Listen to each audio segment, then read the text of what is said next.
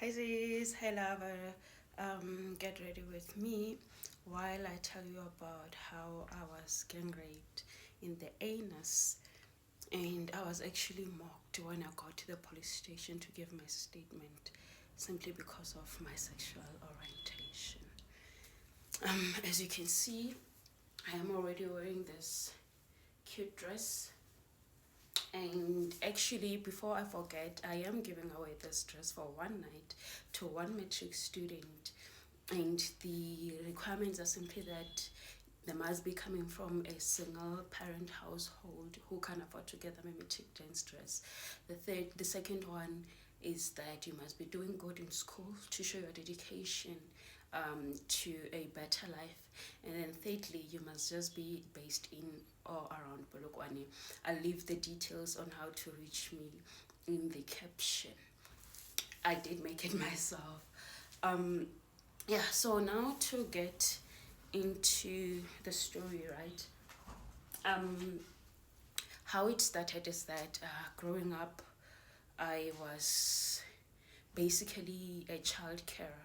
Growing up, I had to take care of my mom who was blind, and at age 13, age 12, age 13, she actually did pass away. And a year later, after she passed on, what my older brother did is that he actually sold the house, leaving me, him, and my younger sister homeless. So, meaning after that, we actually had to move around places, living in different households with strangers. And yeah, one of the people who would take us in from time to time would be my aunt. And it resulted in me just being very rebellious, not understanding whether I'm going to or fro in life. Then what happened is that one day, now at age 25, I remember I was coming back home late from Groove, just went out with friends, and I came back at 2 a.m. This is the night of the sexual assault. Came back at 2 a.m. to my aunt's house. When I go there, usually I would come back at late, and sometimes they would open, sometimes they wouldn't. And unfortunately, on this night, I knocked and I knocked. I remember the kitchen light was on, so I kept knocking, thinking someone was gonna open up for me, and no one opened. Which then left me in a space where I had to figure out where else to run to next, right? Remember, it was 2 a.m., but I was walking in the street because I was very familiar with the neighborhood. And now I had to move from my aunt's neighborhood to the next neighborhood where my friend actually stayed so that I could go and rest my head there. Yeah, so I did. As I was going there, I remember I was passing by, you see, a four-way crossroad. So it was around 2 a.m. at night. It was very, very misty or foggy. I couldn't see, I could only see as far as possible, like what's happening behind me or next to me or close to me. But like I said, it was around a familiar neighborhood, so I didn't feel any sense of danger or threatened in any type of way. So yeah, as I was walking there, and I get to the crossroad now, that's when I started. It's like when you can hear chatter or some noise, yeah, that they're actually people talking from a respective distance, not too far, but also in a bit of a distance. I remember I was walking on the left hand side of the road on the crossroad though, and as I was approaching, I could see like these guys standing. There's three of them at this point on the right hand side, and they're just standing there, at 2 a.m. And I just, at this point, I was already in the middle of the road. I can't turn back because obviously it was gonna scream fear or like, yeah, I mean, you are already there. So I just kept on going. So I kept on walking. The next thing I hear, two of them, actually, two guys who came from my back. One of them stood on one side, and then the other one, he stood on this side. They both had like their arms to stop me, like Omo had his hand here and then his hand here, and I just stood there. And the other one came in front of me, and I remember that guy who was standing in front of me actually had like a knife, and they had this face paintings, you know, this marks people do when they're playing like maybe a game of ball, or maybe if they're at a camp and it's different teams against each other, and they would mark each themselves to like, yeah, differentiate themselves from the other team. Don't know if it was a gang vibe or what, but I couldn't recognize them due to those marks on their faces. And yeah, what they did next is that I remember the two guys on both my sides, they actually just started searching me. I'm gonna take this off.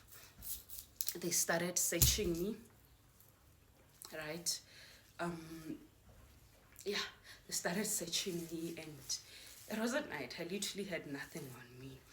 Started searching me, and they found nothing. And then as they were busy searching me, I remember this other guy actually came, someone that I actually recognized, and we called him by his nickname around the neighborhood.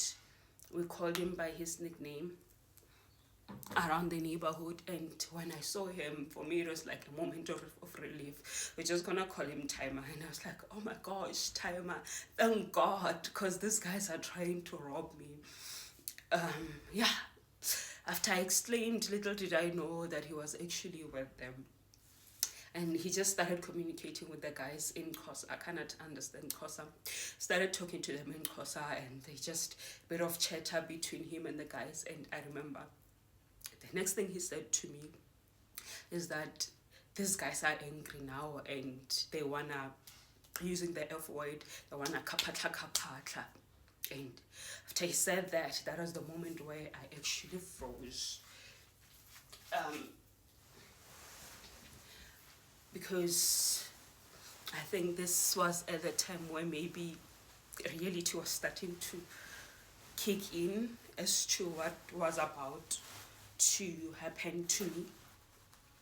So yeah, he said that these guys are getting very, very angry, and this is what they want to do. And immediately after that, they started, dragging me towards this other yard.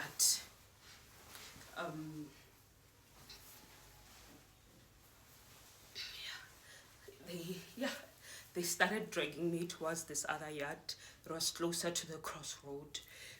And as they were dragging me, they started revolting, because now I was like, okay, I have to start thinking about my safety. Started revolting and started screaming. I remember I was shouting, help, help. And in my mind, as I was shouting, help, somebody help, it's because we were like literally around the neighborhood. There were houses around, so I was hoping at least somebody has to hear me. Yeah. So as I was shouting, I remember my clothes were now like ripped off, and I was like completely naked by the time we got to that yard. I was now naked when we got there, and suddenly I was like, we're at the back of this other house. It was dark. There were no lights that side, because it was like behind or under the kitchen window. And they suddenly had me on my knees. I was on my knees, and they were standing around me. And the more I screamed and I was shouting for help, they started beating me in order to silence me. I remember they would kick me, and the other one even like drew the knife, threatening me. It's like, continue to shout, and then we're gonna stab you and stuff like that. But then I just sort of continued. I just continued revolting, because I had to cry for help. And the next thing, I was on my knees. They were standing around me, and then they started to force their penises inside my mouth, like literally one by one. And I just kept, when you are fighting, so I don't want to do this. But at some point they had me, and then at some point they didn't have me. And then that went on for a while, but they could see worrying, I'm causing too much commotion. And then that when they decided to like throw me to the ground. Remember, next thing I was on the ground, and there were 4 guys. They each carried me by my limb. One had my arm, my other leg, my other leg, and then they were just carrying me, and I'm naked at that point.